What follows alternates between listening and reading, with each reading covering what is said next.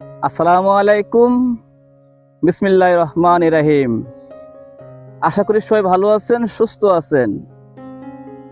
ধানের জমিতে যতগুলো ক্ষতিকর পোকামাকড় ধান ফসলকে ক্ষতি করে থাকে, এদের মধ্যে সবচেয়ে ক্ষতিকর পোকামাকড় হলো ধানের মাজরা পোকা। ধান ফসলকে সবচেয়ে বেশি ক্ষতি করে থাকে ধানের জমিতে এই মাজরা পোকা। ধানের মাজরা পোকা দমন করতে গিয়ে চাষি ভাইয়েরা হিমশিম খেয়ে যায়। কেননা ধানের মাজরা পোকা দমন করতে গিয়ে চাষি ভাইয়েরা বিভিন্ন ধরনের বালাইনাশক জমিতে প্রয়োগ করে থাকে। বিভিন্ন ধরনের বালাইনাশক জমিতে প্রয়োগ করার পরেও ধানের জমি থেকে পুরোপুরিভাবে এই মাজরা পোকা দমন করা সম্ভব হয় না। এর অন্যতম কারণ হলো ধানের জমিতে যে মাজরা পোকাগুলো আক্রমণ করে থাকে, এই আক্রমণ সম্পর্কে অবগত না হওয়া। অর্থাৎ ধানের জমিতে কোন সময় থেকে মাজরা পোকাগুলো ধান ফসলকে ক্ষতি করা শুরু করে এই সম্পর্কে চাষি ভাইরা সঠিক ধারণা না থাকার কারণে এই মাজরা পোকা দমন করা সহজ হয়ে থাকে না। আরও একটি অন্যতম কারণ হলো ধানের জমিতে মাজরা পোকা দমন করার জন্য সঠিক বালাইনাশক চাষি ভাইয়েরা বাছাই করতে পারে না। সঠিক বালাইনাশক জমিতে প্রয়োগ না করার কারণে ধানের জমি থেকে এই ক্ষতিকর মাজরা পোকা দমন করা সম্ভব হয়ে ওঠে না। চাষি ভাই, আজকের পর্বে আলোচনা করব ধানের জমি থেকে এই মাজরা পোকা দমন প্রক্রিয়া সম্পর্কে। ধানের জমিতে কোন কাজগুলো করলে, কোন বালাইনাশকগুলো জমিতে প্রয়োগ করলে অতি সহজে আপনারা ধানের জমি থেকে ক্ষতিকর মাজরা পোকা দমন করতে পারবেন। আজকের পর্বে 4টি কীটনাশক সম্পর্কে আলোচনা করব। যে কীটনাশকগুলো যদি ধানের জমিতে প্রয়োগ করেন তাহলে আপনারা অতি সহজে ধানের জমি থেকে এই মাজরা পোকা দমন করতে পারবেন। ভিডিওটি অত্যন্ত গুরুত্বপূর্ণ, অতএব সম্পূর্ণ ভিডিও দেখার বিনীত অনুরোধ থাকবে। আর এখনো যারা চ্যানেলটিকে সাবস্ক্রাইব করেননি তারা অবশ্যই চ্যানেলটিকে সাবস্ক্রাইব করে দেবেন। আর যারা অলরেডি চ্যানেলটিকে সাবস্ক্রাইব করেছেন তাদেরকে অসংখ্য ধন্যবাদ। ধানের জমিতে মাজরা পোকা কখন থেকে আক্রমণ শুরু করে এটা আমাদেরকে আগে অবশ্যই জানতে হবে। কেননা মাজরা পোকার আক্রমণের বেশ কিছু ধাপ রয়েছে, যে ধাপগুলো সঠিকভাবে না জানার কারণে আমরা সঠিক সময় এর পদক্ষেপ গ্রহণ করতে পারি না। ধান গাছগুলো যখন কুশি পর্যায় শুরু হয়ে থাকে, এই কুশি পর্যায় শুরু থেকে ধান কাটার আগ মুহূর্ত পর্যন্ত যে কোনো সময় ধানের জমিতে মাজরা পোকার আক্রমণ দেখা যায়। ধান গাছগুলো যখন কুশি পর্যায়ে থাকে তখন আপনারা একটা বিষয় খেয়াল করে দেখবেন যে ধানের জমিতে এই মাজরা পোকার যে মথ রয়েছে, স্ত্রী মথগুলো রয়েছে, সেই স্ত্রী মথগুলো উড়াউড়ি করতে দেখা যায়। এই স্ত্রী মথগুলো ধানের জমিতে উড়তে উড়তে এই ধানের যে পাতা রয়েছে সেই পাতাতে এরা ডিম পাড়ে। এই ডিম পাড়ার পর 4 থেকে 5 দিন পরে এই ডিমগুলো ফুটে কিড়া বের হয়। সেই কিড়াগুলো ধানের জমিতে নিচে গিয়ে সেখানে তারা ঘুরতে ঘুরতে ধানের যে গুছিগুলো রয়েছে সেই গুছিগুলোতে আক্রমণ করে। ধানের যে নতুন কুশিগুলো রয়েছে সেই কুশিগুলোর মাছ কেটে দিয়ে থাকে। মাছ কেটে দেওয়ার ফলে আপনারা যে মাছটা কেটেছে সেই মাছটা যদি আপনারা হালকা করে টান দেন উপর দিকে, তাহলে অতি সহজেই আপনারা সেই মাছটি আপনার উপরে তুলতে পারবেন। এই মাছ কাটার মূল লক্ষণ হলো ধানের জমিতে মাজরা পোকার আক্রমণের প্রধান লক্ষণ। গুছিতে এই মাজরা পোকা আক্রমণ করে শুধু একটি মাছ কেটে ক্ষান্ত থাকে না, সেই গুছিতে যতগুলো কুশি বের হয় প্রত্যেকটা কুশিতে তারা মাছ কেটে থাকে। এর আশেপাশে যে গুছিগুলো থাকে সেই গুছিগুলোতেও এই আক্রমণের প্রভাব পড়ে থাকে এবং সেই গুছিগুলো তো তারা আক্রমণ করে থাকে এবং একাধিক গুছিতে তারা আক্রমণ করে থাকে।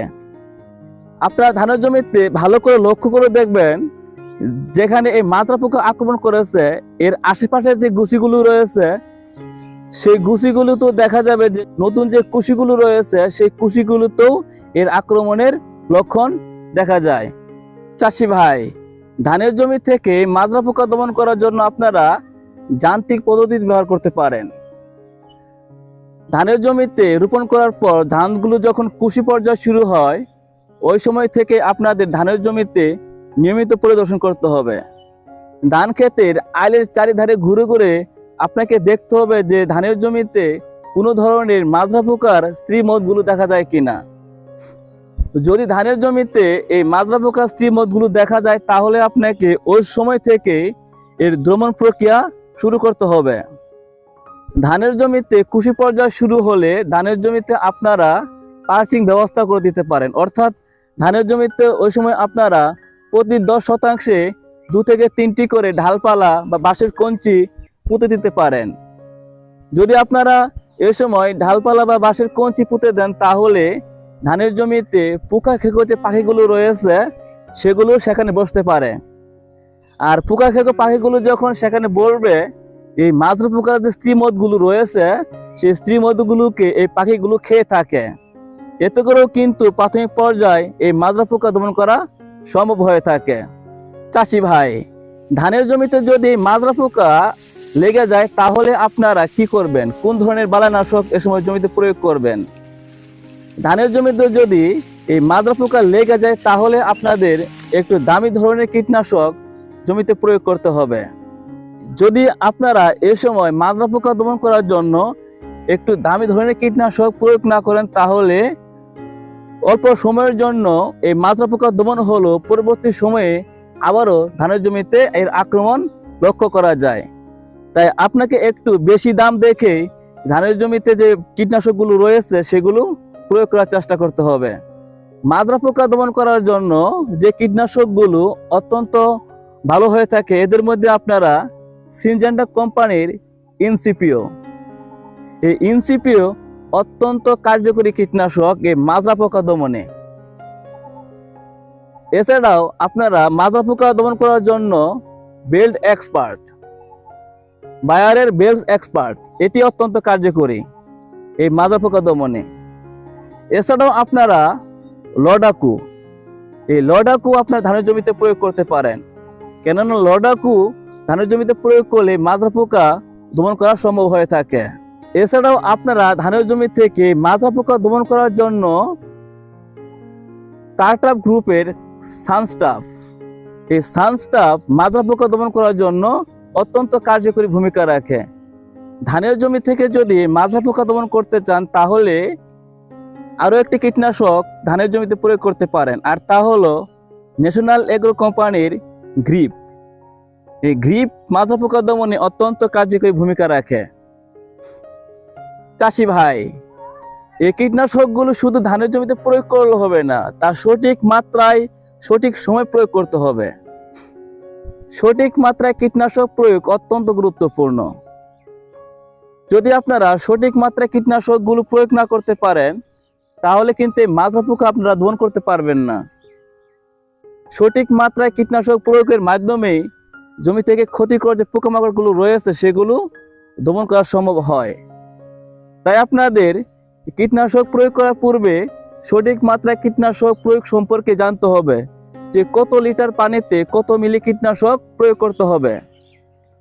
অনেক সময় দেখা যায় আমরা যে কীটনাশকগুলো জমিতে প্রয়োগ করি সেগুলোর প্রয়োগ মাত্রা ঠিক থাকে না, অর্থাৎ যে পরিমাণ পানির সাথে যে পরিমাণ কীটনাশকগুলো জমিতে প্রয়োগ করতে হবে সে সম্পর্কে সঠিক জ্ঞান না থাকার কারণে আমরা অনেক সময় বেশি পানি দিয়ে কীটনাশকগুলো প্রয়োগ করে থাকি। এতে দেখা যায় কীটনাশকের যে কার্যকারিতা রয়েছে সেটা ক্ষুণ্ণ হয়ে থাকে। তাই আমাদের কীটনাশকের প্রয়োগ মাত্রা সম্পর্কে সঠিক ধারণা থাকতে হবে, অর্থাৎ কত লিটার পানিতে কত পরিমাণ কীটনাশক জমিতে প্রয়োগ করতে হবে সেটা অত্যন্ত জানা জরুরি। চাষি ভাই, ধানের জমিতে আপনারা যে সিনজেন্টা কোম্পানির ইনসিপিও প্রয়োগ করবেন এটা প্রয়োগ মাত্রা হবে প্রতি লিটার পানিতে 0.5 মিলি। বেল্ট এক্সপার্ট প্রয়োগ করলে এর প্রয়োগ মাত্রা হবে প্রতি লিটার পানিতে 1 মিলি হারে। চাষি ভাই, ধানের জমিতে যদি মাজরা পোকা দমন করার জন্য গ্রিপ প্রয়োগ করেন তাহলে এর প্রয়োগ মাত্রা হবে প্রতি লিটার পানিতে 2 গ্রাম। যদি আপনারা ধানের জমিতে মাজরা পোকা দমন করার জন্য লডাকু প্রয়োগ করেন তাহলে এর প্রয়োগ মাত্রা হবে প্রতি লিটার পানিতে 1.5 গ্রাম হারে কীটনাশক ধানের জমিতে প্রয়োগ করতে হবে। চাষি ভাই, ধান চাষ করে যদি ধানের জমি থেকে কাঙ্ক্ষিত ফলন পেতে হয়, ধানের জমি থেকে যদি ভালো ফলন পেতে হয় তাহলে ধানের জমিতে যে ক্ষতিকর পোকামাকড়গুলো রয়েছে সেগুলো সম্পর্কে আপনাদের ধারণা থাকতে হবে এবং এর ক্ষতির ধরন সম্পর্কে জানতে হবে এবং কোন ধরনের পদক্ষেপ গ্রহণ করলে এই পোকামাকড়গুলো দমন করা যায় সে সম্পর্কে আপনাদের সঠিক ধারণা রাখতে হবে এবং পোকামাকড় দমনে সঠিক বালাইনাশক সম্পর্কে জানতে হবে যে কোন ধরনের বালাইনাশক জমিতে প্রয়োগ করলে ধানের জমি থেকে এই ক্ষতিকর পোকামাকড়গুলো দমন করা যায়। চাষি ভাই, আজ এ পর্যন্তই। অন্যদিন অন্য কোনো কৃষির আরো একটি সমস্যার সমাধান নিয়ে আপনাদের মাঝে আলোচনা করার চেষ্টা করব। সে পর্যন্ত সবাই ভালো থাকবেন, সুস্থ থাকবেন এবং আপনার যে ফসলটি রয়েছে সেই ফসলের সঠিক যত্ন নেবেন এই আশা ব্যক্ত রেখে আসসালামু আলাইকুম।